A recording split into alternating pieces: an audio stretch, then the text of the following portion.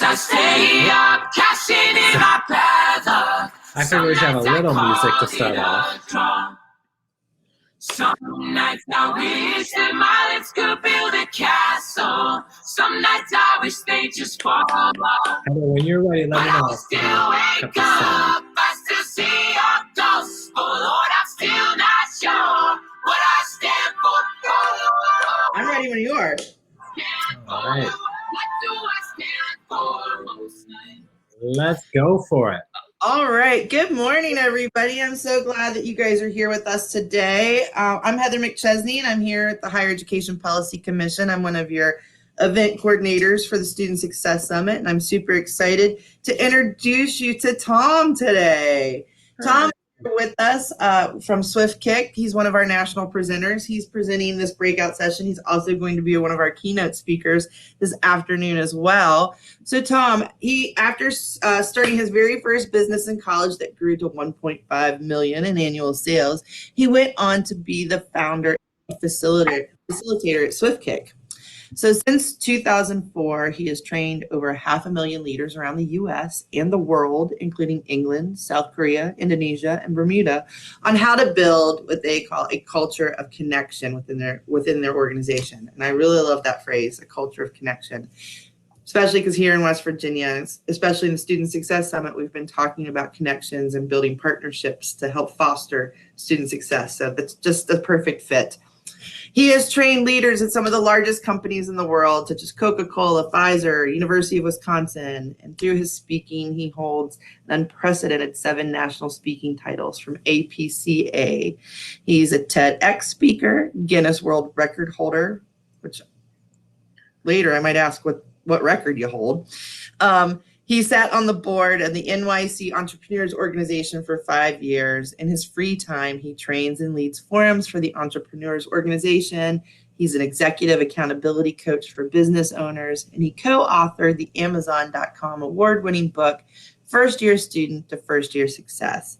He's currently working on his highly anticipated second book, digs deeper into his award-winning training, Dance Floor Theory, and how to build a culture of connection. And on a personal note, he does live in New York City, is an avid runner, was named after a cat, and loves peanut butter. So with no further ado, I turn it over to you, sir. Thank you, Heather. And I have to say the most important facts there are that I was named after a cat, and I do love peanut butter. The story of the cat, just so you know, so I was actually born on a farm in Michigan. And if anyone is connected to Michigan, you know, you hold up the hand and put the finger where, I know some of you are like, I know exactly what Tom's talking about right now. So I was born on a farm in Michigan, and a month before I was born, my parents found a box on the side of the road with a bunch of kittens in it. And, you know, like as it is in the country, you know, like you kind of like cats just sort of show up. And so my parents took it in, and they took one of them in and named it Tomcat. And then I was born a month later, and they're like, Tom's also a great name for a human. So they decided to call me Tom the Human, and not to be confused, they finally switched the name of that cat and called it Tiger. By the way, that cat lived to be 21 human years old. So it passed away when I was 21. So you can imagine in terms of cat years, that was a really old cat by the time it passed away. Anyways, has nothing to do with what we're talking about today. Heather, I want to thank you for the intro again. And I see a bunch of people chiming in here. And I would love to know quickly in the chat box, can you summarize how you're feeling right now in one word? If you could describe your thoughts, your emotions, physiology in one word, go ahead and put it into the chat box. Let's see who's here with us today. Ready and go. I don't know anymore.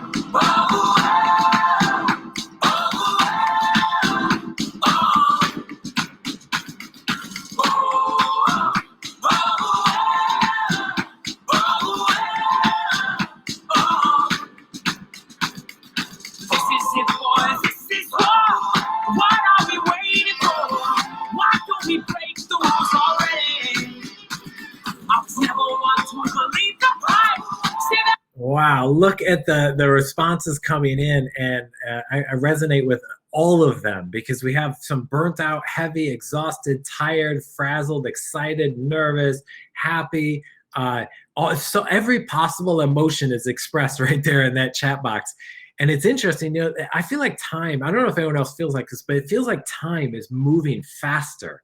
And my normal job, my normal career involves a lot of travel, but I'm actually not doing any traveling right now.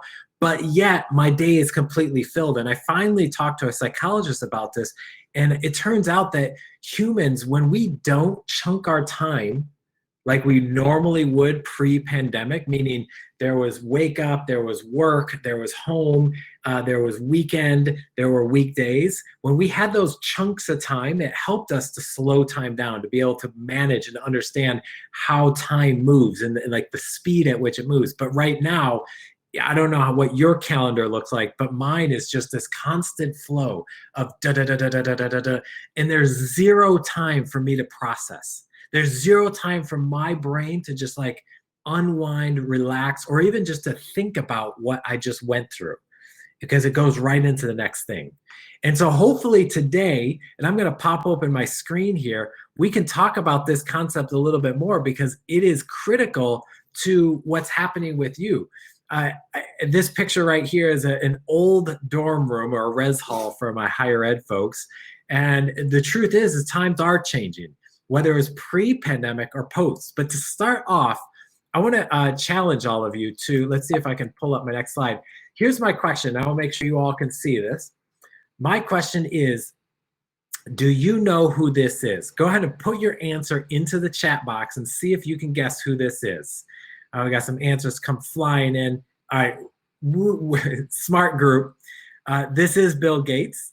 And any guesses on why he got arrested? Without Googling it, because I know some of you are probably frantically Googling it, why do you think he got arrested in '77? Pot. Protest, good guess. So the story goes like this. He had made his first million off of Microsoft Computer. And obviously Microsoft's a massive company. But he made his first million off of Microsoft Computer, and he wanted to buy a sports car. So he bought this sports car and he went to Albuquerque, New Mexico on a trip. And he wanted to see how fast he could go with this sports car. So he went on the side of the street and he went as fast as he could. And of course, a police officer saw him and they ended up arresting him. It was something to do with not just his speeding, but also his license or registration as well. But he's smiling in this picture. He's smiling because he knew he completely just changed. He knows that Microsoft is about to completely change the world, meaning we no longer are in the same world that we were before Microsoft, and it's only exponentially grown. And some of you may relate to seeing students like this. You know, for the past 15 years, I've gotten to work at schools all over the world, from South Korea to Indonesia to here in the US, every possible state in the US. And every place I go to, some parts of it look exactly the same. Like I see students laying like this, but then other parts are completely changed because it looks like this in so many classrooms now. And I see so many laptops. And the first thing I think about this is the first thing I think is like, we are in the wired generation, meaning if they don't have one screen going, they'll have 2, 3, or 4 screens going at any given moment. And we as professionals have that as well. But the other thing I think here is like, I need to buy some Apple stock because I'm looking at the number of computers here and there's mostly Apple with those computers. But that's besides the point. We are in a wired generation, so I want to test something for all of you. I want to challenge you right now to look at, let's see, or actually before I do a challenge, a quick backstory here. You know, we have these phones now, and these phones have the same computing power that NASA did in 1969. And who, just in the chat box, can you just quickly say what NASA did in '69? Let's see who can get it first. There we go. We got the moon landing. That's right. We landed on the moon. But what's amazing is that these devices here that we have in our pocket, they have the same computing power that we did, NASA did in 1969. And what do we do with these devices? We shoot Angry Birds at things. Well, we have such amazing computing power in our hands. And so I want to challenge you now as we dig into this. Looking at this screen right here, I'm going to set my timer to 45 seconds. And your challenge is to see how many of these you can name just on a piece of paper. Don't do it in the chat box. Just on a piece of paper, see how many of these you can name by yourself. Ready? And go. That's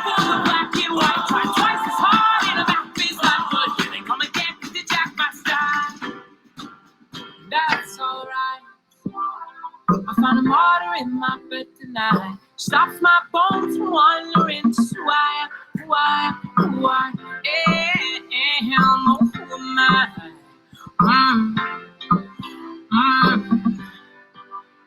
well, some nights I wish that this all would end, 'cause I could use some friends for a change. And some nights I'm almost scared done. you'll forget me again. But some nights I always win. All right, so let's see. We're gonna now see how many you got correct. So looking back at the screen, here are the answers. Quickly tally up your total that you got correct and put it into the chat box. Go for it.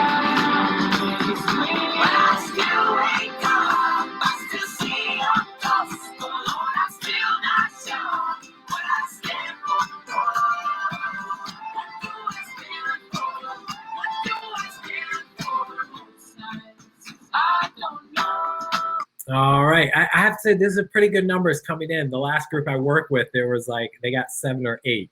Usually, the closer you work to the students, meaning you're on the front lines with those students, the higher your number is, usually. So let's just go through a few of these. Obviously, you know, Facebook. Facebook, we all know, is where we get all of our factual information from. And then there's YouTube, which was actually bought by Google. And they paid $1 billion for YouTube when they first initially bought it. And now it's worth several billion, like, I don't know the exact number, but over $10 billion and more. Tumblr is a blogging platform. WhatsApp is an international texting. Instagram was bought by Facebook for $1 billion. And Twitter is where, well, Donald Trump used to hang out, but not anymore. Tinder is known by the single people in the crowd. You know what that is. Waze.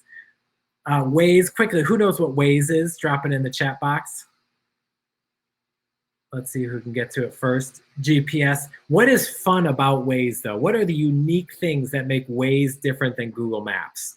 Who can share with that? Let's see if we can come up with the answer here. There's usually like 2 main things. Interaction. Yep, that's a good one. Accidents. It'll tell you accidents. Speed trap. These are good. 2 things I was thinking of. There we go. Wanda, you and I are on the same wavelength here. It tells you when police are coming up is one thing. And then also the second thing is it tells you where roadkill is coming up. I don't know, just interesting. But it tends to have better traffic results than Google Maps. Spotify is for music. Minecraft is for the young, like anyone who has younger kids knows that one. My stepdaughter is obsessed with Minecraft right now. LinkedIn, professional version of Facebook. Pinterest, where we get all of our fashion, our design skills from. WordPress is another blogging platform. Snapchat is definitely being used, although I would say that TikTok has taken over Snapchat in many ways. Reddit, let me come back to Reddit in just a moment. Yelp is a review platform. So let me come back to Reddit. Who knows what Reddit is? If you could maybe just, a 1-sentence description of Reddit, if someone knows it, can they put it into the chat box? Let's see who can come up with a quick description of Reddit. Looking for someone, I'll give you just, let's go 5 more seconds here, see if I can come up with a description of it. 5, 4, 3, 2, 1. Yeah, that's right. Joanne, I guess, you know, people think of it as the stocks because of AMC, the AMC stock and the GameStop stock. So Reddit is if you look at Reddit, that's right, it's like forums. But this is what the website looks like. And if I look at that, to me, that looks like it was built in 1990s and never changed. But yet, it is one of the 19th most trafficked sites in the entire world on the internet. Think about that for a moment. 19 out of the entire world, this is one of the most trafficked sites that happens. And not all of us know it. Many of us don't even know about it. We don't have an account. but yet it's this massive world that's going on. And then you look at the top 10 most downloaded apps of 2021. Here they are. TikTok, you already know about. The middle one's it's a chat and cash app for Asian countries. And then the last one is a kind of a private, called Telegram, a private messaging service that's gaining speed here in the US. I say all this because I know some of you are sitting there and you're like, I don't even know what these 3 images are. I only got 5 of those other ones. And they keep turning over. And we have new apps. We keep getting older, but the students we work with continue to stay the same age. Someone before said they've been here 30 years. You know, and I had a conversation recently with a Gen Zer, and I want to share just like how that conversation went. And by the way, if you want to follow me online, that's my information down at the bottom there, and we can connect online. You can stay in touch. But listen to this conversation, because of course, this is one of my, this was an intern that I had for my company. And of course, this conversation it was over text message, because that's just how we communicate now, because no one wanted to pick up the phone. The conversation went like this. She had sent out a newsletter to all of our clients and misspelled a bunch of things in it. So it just looked super unprofessional. So it came back and I sent her a message. I said, hey, what happened in the last email you sent out? Just, you know, asking the question. She comes back and goes, what do you mean with an emoji? Because we now include emojis in all of our conversations.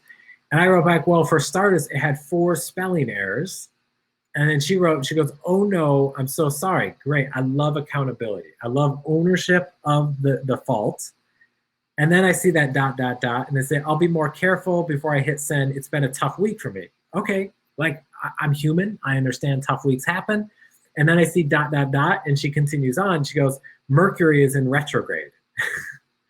So she was blaming the spelling errors and her mistakes for Mercury being in retrograde. And I know some of you are nodding your head going right now, exactly. That's exactly why it was an issue that week. I ended with this because I felt like that was the only appropriate ending to that conversation, which was the face palm emoji. I say all this to say times are changing, they're moving fast, and it's only exponentially moving faster. And as we get older, the students continue to stay the same, and the technology tends to turn over. I have a video here I want to share with you just quickly, and you should be able to hear the audio. If you don't, let me know in the chat box, but take a listen to this video. Not like this. They call it a rotary phone. A rotary phone. Oh yeah, it's another word in my vocabulary. Do you know how to use a rotary phone to make a phone call? I think you use these, but I have no idea how they work. Yeah, not that. No. Dial the number as soon as they find out how. There's something you have to do before you dial. What's the very first thing you'd have to do to use that phone? I have no idea. Hello, this is Lyden, and I will be teaching you how to call on a rotary phone. Step 1. Take the phone and put it right here. How do you even, how do you dial? Wait. If you want a 3, you put it right here next to the hole with 3, and then you take it to the piece of metal, and then you do another number and another number. If you wanted to do 3, you would put your finger in the 3, and then you would have to go over here, and then let go. And that's one number. That's one number. Then you'd have to go 8. Oh. Whoa. 5.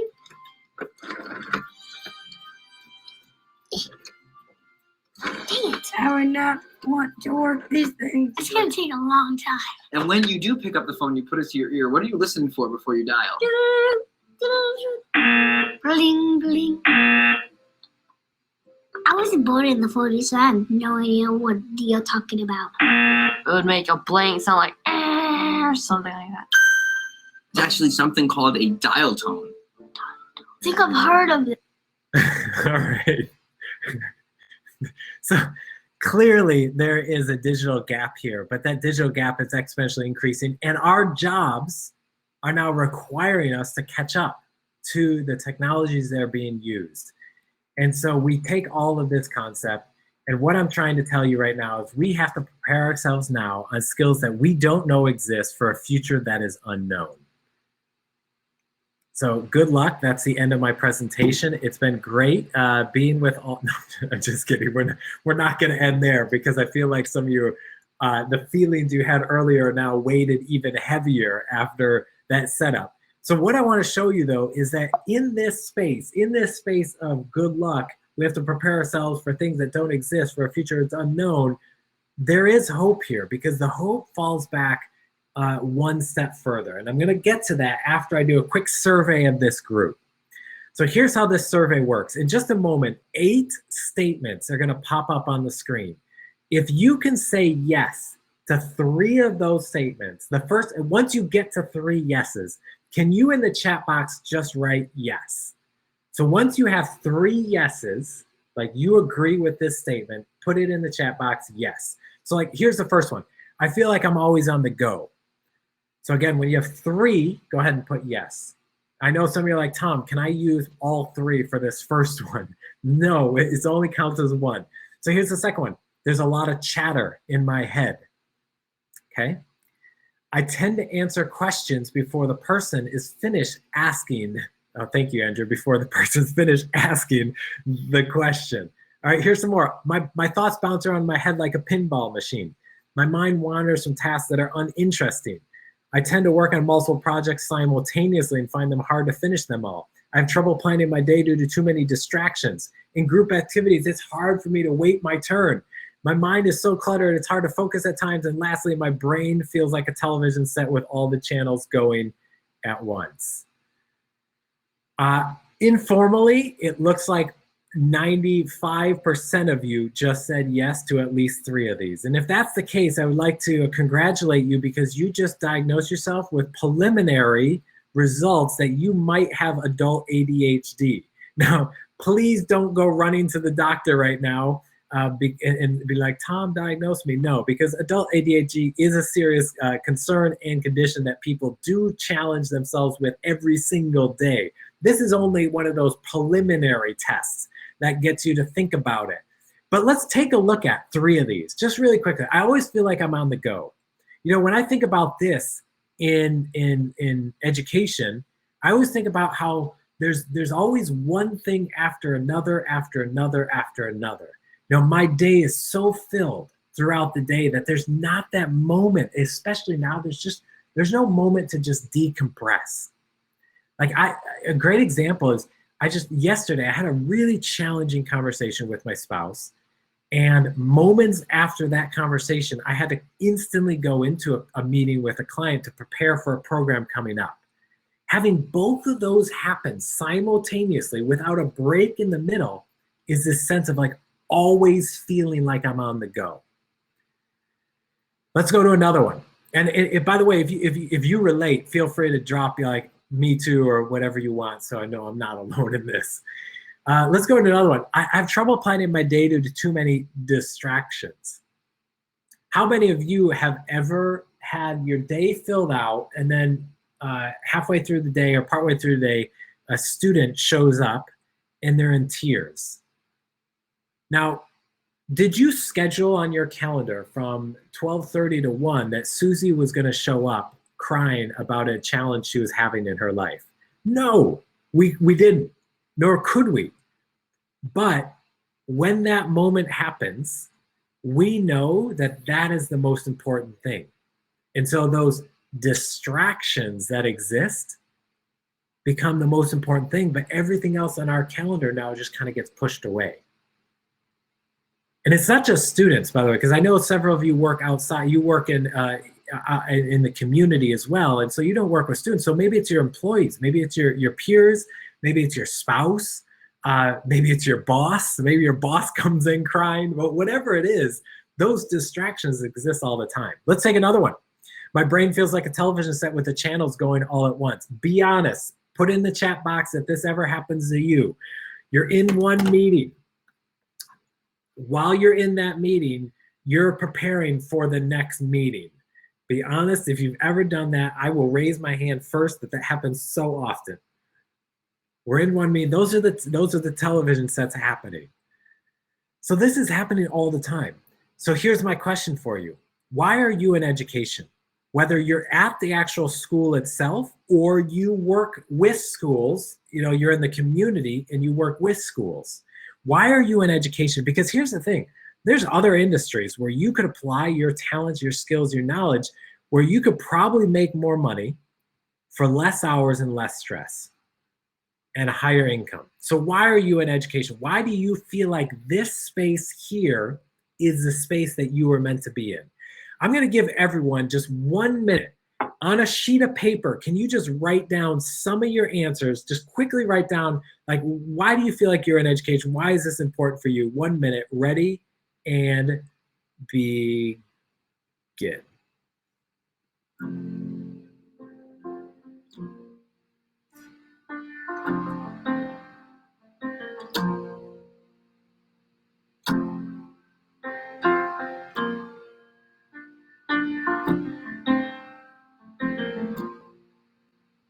Well, I woke to the sound, silence the cars. We're cutting like knives in a fist fight. And I found you with a bottle of wine and the curtains are like the 4th of July. You swore and said we are not shining stars. This I know, I never said we are. Though I've never been through hell like that, I've closed enough windows to know you can never look back. If you're lost and alone, or you're sinking like a stone, carry on. May you pass me. All right, we'll come back to that song because I know some of you are enjoying it. We'll come back to that song in just a moment. So I see some of the answers here. I see Angela put it in. You don't go in for for the money you put in for the light bulb moment. And if we were in person, I would ask for a bunch of examples here. But for sake of time, it's my calling. Yeah, actually, why don't drop some of these in here because I actually do want to hear. Transfer my life experiences to impact others. It's my calling. It's my purpose, not the income, the outcome. I like it, Brianna. Education is empowerment. There's so many amazing answers coming in, and continue to share those. As you're sharing those, I want to share a quick story because I'm all on board with this. I love it. I love seeing the transformation, the value that comes out of it. And I want to bring you. Do you know how many of you are familiar with Simon Sinek? He's he has like one of the top 5 or maybe in top 2 or 3 TED Talks that are out there. He wrote a book called Start With Why is the book.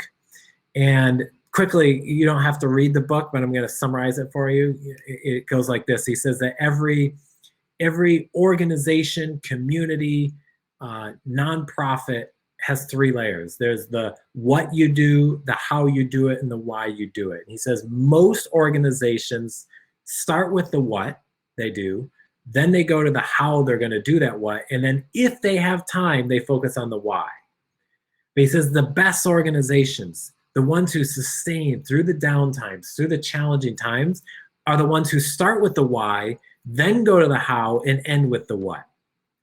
They start with that why. And so when I asked that question, why are you in education? And I was all on board with Simon Sinek, and I love this message. But I have to say, I was all on board until I had some drinks with my friend named Joey Yavoli.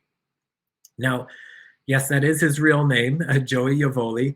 And he and I were out having drinks one night, and he was telling me this story about how I was asking about he had started this new startup tech company where their goal was to help high school athletes get in front of college coaches. And he was telling me he was working so hard. He skipped Christmas. He skipped his birthday. He skipped weekends. And he'd sleep at the office. He set up a bed in the office so he could wake up and keep working at this business. He was so dedicated to making this work. I said, wow, Joey, your why must be so strong that you're willing to do all this for this company. Tell me, what's your why? And he goes, oh, it's because when I was a high school athlete, I had the hardest time getting in front of college coaches. So I really want to make that transition easier. I go, okay, that's good, but weekends, your birthday, Christmas, you're willing to skip all of that to make this work? And I have to admit, the real answer, the real why, came out after 2 more rounds of drinks. So, sometimes they say the drunk man's words are the sober man's thoughts. And so 2 more rounds of drinks in, and Joey pulls this picture of his mom out of his wallet. And he shows me this picture, and I could see in his eyes his tears were already welling up. And he said, when I was in junior high, my mom and I were driving down the street to a practice for my lacrosse, is what he played. And on the way, we went into an intersection, and another car hit us from the side. Next thing I know, I woke up, we were in the hospital. And both of us had all sorts of tubes around us and medical equipment, and I could see my mom next to me. I came out of consciousness, and I woke up from being unconscious. I was awake, and my mom kept coming in and out of consciousness, so I could talk to her just a little bit. And he said, the last thing she said to me is, Joey, please, no matter what happens, never waste another day of your life. And she passed away that night, and she was with a child that he didn't know about. And the child passed away too. And in that moment, when I was with Joey, I said, Joey, that's your why. That's your real why. You're just applying that to this company. But I bet you could take that same energy and go anywhere. And it got me thinking then about this question that I just asked you, because I said, why are you in education? Which we get sort of a general answer. Like people tend to say things about changing lives. They tend to say things about the students. They tend to say things about seeing the progression of the student. But I want to ask another question. And I want to do the emphasis. I want to ask the same question, but I'm going to change the emphasis. Instead of why are you in education, I want to ask, why are you in education? Because when we shift the story, we shift our perspective. And when we shift our perspective, we can change our reality. I want to give you an example of the answer to this question for myself. So when I was in, I told you I was born on a farm. And in my farm school, we had the ability, like if you did well in class, you could excel ahead of where the class was. I loved school. I was in 3rd grade. I loved everything about it. I was 3 grades ahead in everything I did. And then my family moved from our farm, small farm town, to Chicago, which is a big city. And my parents at that school wanted to get me into the advanced classes based on my academic record at my farm town. Now, I have to let you know, we look like the hillbilly, that movie, the hillbillies go to Los Angeles. Los Angeles. We look very much like that. Like I had the well, okay, this is not how I dress. This is actually from a Halloween. So please don't think my parents sent me like this to school. But those glasses are real. And I had Oshkosh Bigoshes. I had a little rat tail coming down. We had cowboy boots. We had a big belt buckle. And you can imagine showing up at a school in Chicago looking like that, trying to be put into the advanced classes. And so my parents are there with me in the principal's office, and they're going back and forth, back and forth, back and forth, back and forth, to the point the principal pauses my parents, says, hold on. And he looks at me, and he looks me straight in the eyes. And then he looks me up and looks me down and looks me back in the eyes and says, I'm not going to put him in the honors classes or the advanced classes because he doesn't look like an honors student. He looks like a regular student.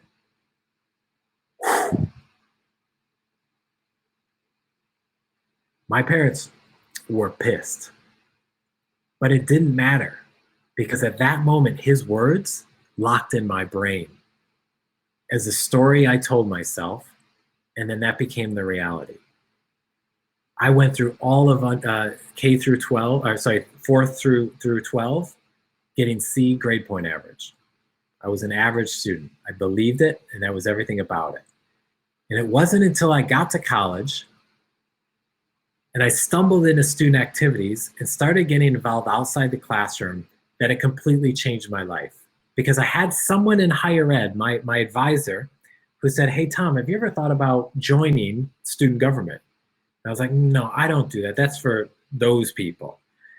And I did. I ended up joining by him pushing me because he saw in something in me that I didn't see in myself.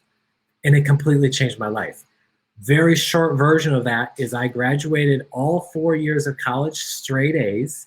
I was valedictorian of my 2-year institution and my 4-year institution, got to give 2 commencement speeches, won this All-USA Academic First Team Award, which is given to only 20 people around the country, full page spread in the USA Today paper.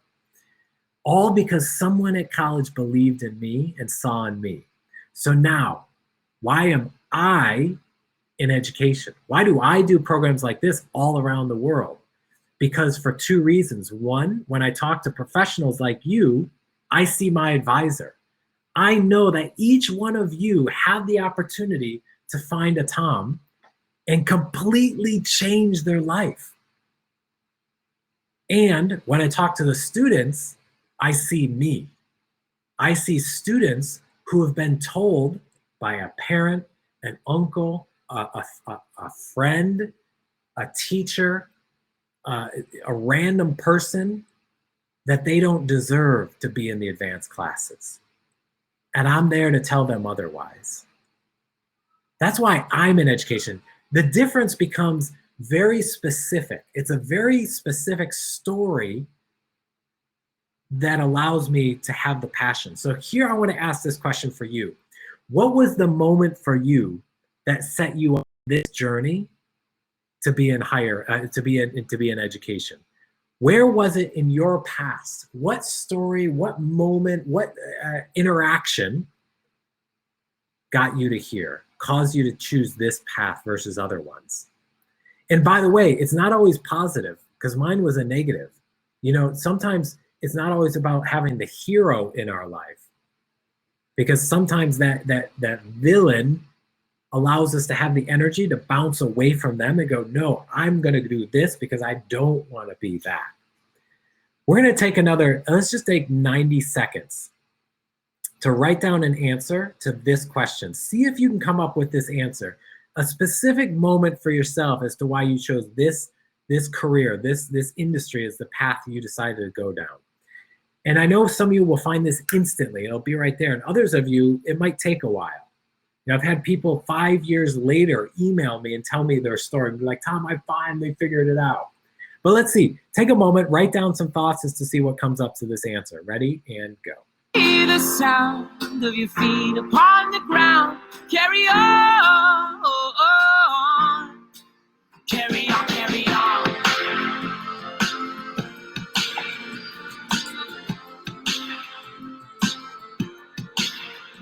So I met up with some friends at the edge of the night at a bar of 75. And we talked and talked about how our parents will die, all our neighbors and wives.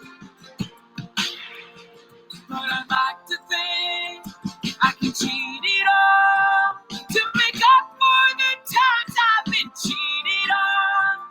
And it's nice to know when I was left for dead, I was found and out on all these tapes. I am not the ghost you ought to be if you're lost and alone. No, you're sinking like a stone. Carry on.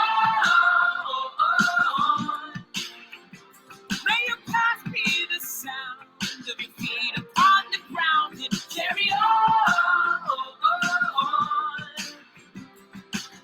Oh, my head is on fire, but my legs are fine. After all, they are mine.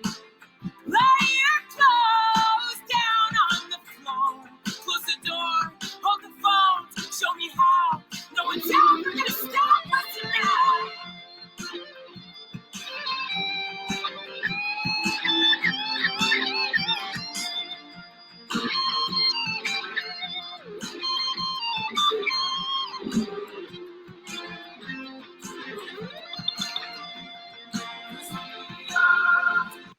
I love reading these answers. I love seeing how many of you have that specific moment when we look back and we go, that's the reason why I'm here, because of that moment right there.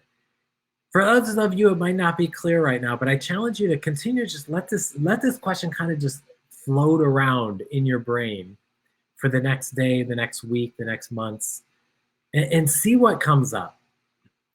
Because this answer becomes like that. I'm not a big superhero guy, so I don't know the name of it, but the Iron Man has that like arc reactor, I think is the name. The arc reactor, that power source inside of him that is unlimited. That's what this becomes, because we can tap into that arc reactor, that power source, when we're tired, when we're frustrated, when we're annoyed. If we remember this moment right here and we go back to that why, that allows us to build the energy back up. Now, that's the emotional side of it. I also want to give you, for the time we have left, the tactical side of when you're tired, when you're frustrated, when you're annoyed. Because believe me, it happens to me every single day. It happens to me every single week. I'm going to give you some tactical tips on how you can pull yourself out beyond just having this story. Because see, I know some of you are excited about the fact that I have Yoda on the screen, and I know some of you are confused about the fact that I have Yoda on the screen. But I remember when I was a student, I had this. Yoda is the best. There was this period where I was so overwhelmed. Good work. Confused, I am not. There was this moment where I was so overwhelmed, and I was tired, frustrated, annoyed, and it felt like it just kept going. And I was talking to one of my advisors about it, and he said, well, Tom, you have to become a master of your state. Now, I didn't know at the time really much about state, and please, no one put West Virginia into the chat box for state. But I was so curious because my professor, and this is someone I looked up to for everything, and if he said, you need to know how to master your state, then I went and dug into the research. And I found out that I looked online, and it's talking about state is made up of 3 parts. There's your thoughts, your emotions, and your physiology. So the things I'm thinking inside my head, the way I'm feeling inside my heart, and the way my body's positioned, my physiology. Am I slouched down? Am I sitting up? Am I leaning back? Are my eyelids heavy? That all makes up the physiology. Thoughts, emotions, physiology. These 3 parts of our state. And I kept reading more about this, like, okay, well, why does this matter? And what I found out is that it's your state equals your outcome. Meaning what I'm thinking, how I'm feeling, how my body's positioned equals my outcome in any situation. So let's take some examples. Dancing. This is not me, by the way, just to clarify. But dancing. So imagine there's a guy who wakes up in the morning, he's not feeling well, goes to class, fails his first class, gets a text alert that he overdrew his bank account, goes home, eats an anchovy garlic meatloaf chunk that's sitting heavy in his stomach. By the time he gets to that dance, his thoughts are a wreck, his emotions are a wreck, and his physiology are a wreck. So his outcome is not going to be good because all 3 of those are aligned to a negative outcome. So let's take another example, kissing. No, you know what? Let's not talk about kissing. Never mind, that's a bit awkward. Let's go to meetings. How many of you have ever been tired before in a meeting? 2 times, 3 times, 4 times, all the time. I want to give you the trick for when you're tired, when you're frustrated, when you're annoyed, how to turn that energy around. And it has to do with your answer to this question here. Right, and I'm going to challenge you. We only have a short period of time left, so I'm going to challenge you. Write down on a piece of paper a time in your life when you felt most alive. Actually, no, just write it into the chat box because that will help for us to see it. Quickly write down, like, what was that moment? What was your body like? What were you feeling? What were you thinking? Like, what was going through, and what was the moment that caused you to have this amazing feeling of feeling extra energy and alive? Go ahead and write it into the chat box. I'll give us 90 seconds. Go for it.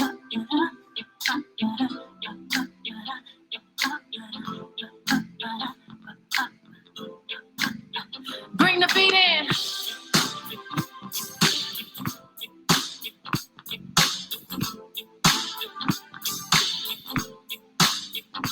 Honey, honey, I can see the stars all the way from here. Can't you see the glow on the window pane? I can feel the sun whenever you're near. Every time you touch me, I just melt away. Now everybody asks me why I'm smiling. I'm ear to ear. But I know nothing's perfect, but it's worth it after fighting through my tears. And finally you put it first. Baby, it's you. You're the one I love. You're the one I need. You're the only one I see. Come on, baby, it's you. You're the one that gives your all. You're the one I can always call when I need to make everything stop. Finally, you put my love on top. Oh, come on, baby. You put my love on top. You put my love on top. Oh, come on, baby. You put my love on top. All right, I know it's illegal to cut Beyonce off halfway through a song, but we have to move on.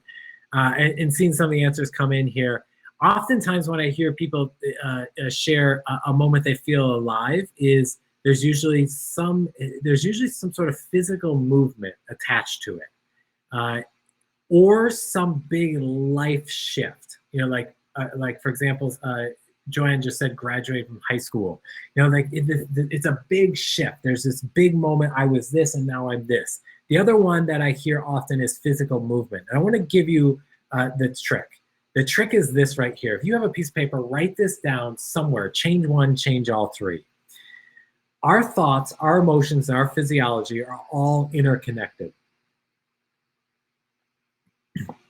What that means is that if we change one part of our state, we change all three parts of our state. That's why it's really hard to slouch down in our chair, put our head back, close our eyes, and be really energetic and awake. That's also why it's really hard to do jumping jacks and physically move and fall asleep, because all three parts are interconnected. So if you change one part of your state, you change all three parts of your state. Now, which part of our state do you think is the easiest to change at any given moment? Let me go back to the three parts here. Thoughts, emotions, physiology. Which one do you think is the easiest to change? I know some people are thinking thoughts. Some people are thinking emotions. Some people are thinking physiology. Well, let me give you an example of thoughts. Let's say, imagine you had a big project coming up. Let's say, for example, Heather pulling together this 2-day virtual statewide conference for hundreds of people. And let's say she had not planned for any of it, and it was happening tomorrow and was way behind. My guess is for her, she's not going to be able to just shut that thought off really easily, because it is taking over and consuming a ton of her mind. So thoughts tend to be a hard thing to quickly change. So let's go to emotions. Let's say one of you just broke up with your significant other. How easy is it going to be to emotionally just let that go? Now, I know some of you are like, no, he's done to me. I'm better than him. That's fine. But for most of us, it might take a while to emotionally process. In fact, psychologists actually say that if we let go of emotions too quickly without actually feeling them, it can be negative. There's a 3-part process. First, acknowledge we're having the emotion we're having. I am angry, I am sad, I am mad, I am happy. Second, feel the feeling in your body. Wow, when I'm angry, here's what's happening in my body. My blood pressure goes up. I'm saying all these negative thoughts right now. Feel the actual feeling, but then the third part is let it go. It's a 3-part process of emotions that some people can move quickly through, but most of us take time to get through all 3 parts. So that brings us to physiology. Physiology tends to be the easiest thing for someone to physically do to change their state. And physiology can be as simple as moving, standing up, turning around, taking a walk, taking deep breaths, listening to some great music and moving to that music. Because remember, if we change one, we change all 3.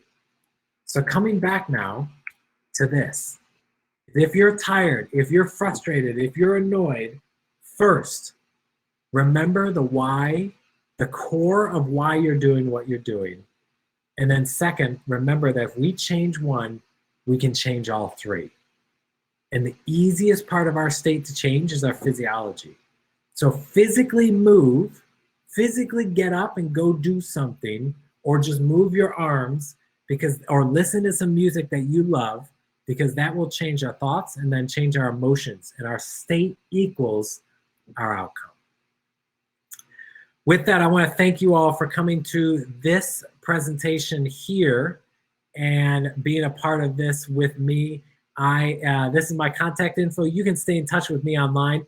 I'm going to hang around here and answer any questions that you might have. Go ahead and just drop those into the Q&A.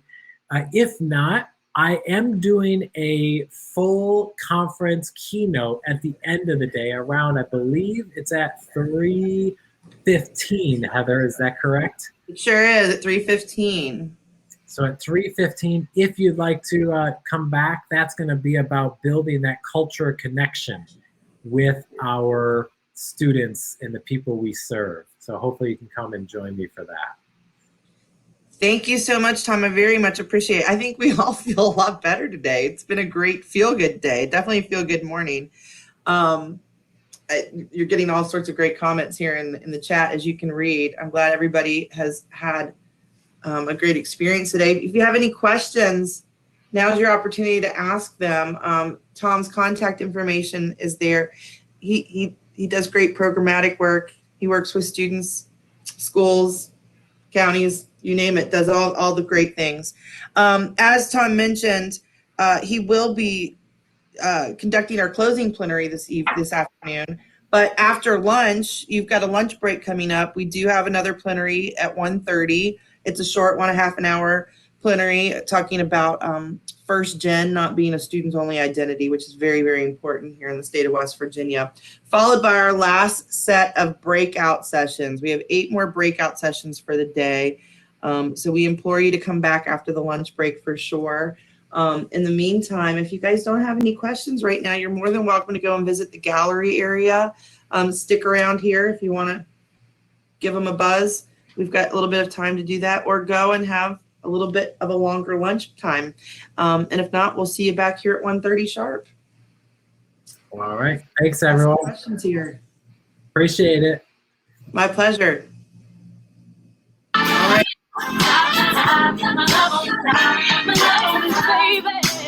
I can hear the wind whipping past my face as we dance the night away.